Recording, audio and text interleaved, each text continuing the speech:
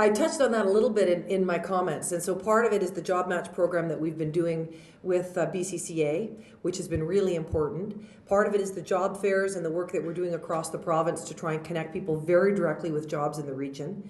We've also been doing regional workforce skills tables, and the BC Construction Association has been extremely helpful across the province in that.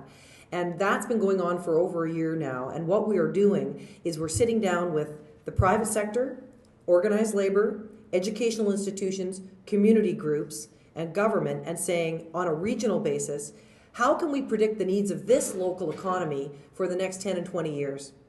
Then trying to match up our regional education training outcomes to that.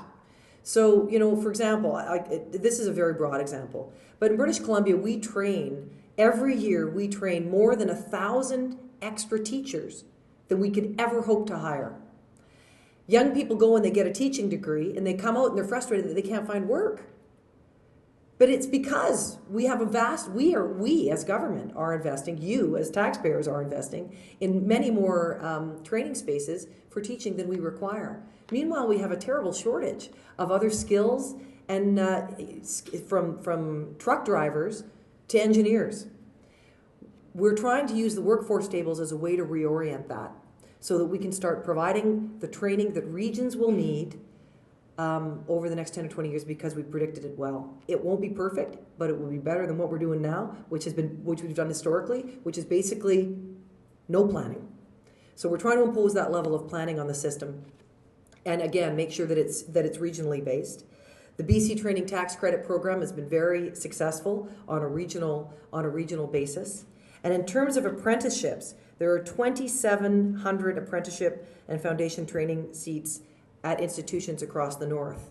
We're going to continue to expand that in the north, and we're also going to continue to invest, and we did this, Pat Bell and I did this announcement, the $75 million training plan to make a very significant investment in improving the facilities that are there. So it's not just the number of seats, but it's also improving the facilities that are there. And I know we have a lot more work to do on apprenticeship, but we are really making some very good progress. Pat Bell, since he's taken this over, in particular, has really given it some focus. I also think, too, he didn't ask about this, but there is a vast underutilized workforce in First Nations who are very much tied to the communities in which they grew up. And that's a real opportunity for us, vastly underemployed. 50% don't even graduate from high school. We have to do a much better job at bringing that workforce skills up to a level where they can enrich the communities in which they live, which is fantastic for everybody all across the province, and also supply that ready-made labor that you are going to require. So this is something I hear everywhere I go all across the province. But there are three parts of it. One is skills training, and we've got to skill people up. But you know what? As I always say to the opposition, it's one thing we have to skill people up, absolutely, for jobs that are going to be here in British Columbia. So then we have to make sure that the jobs actually exist.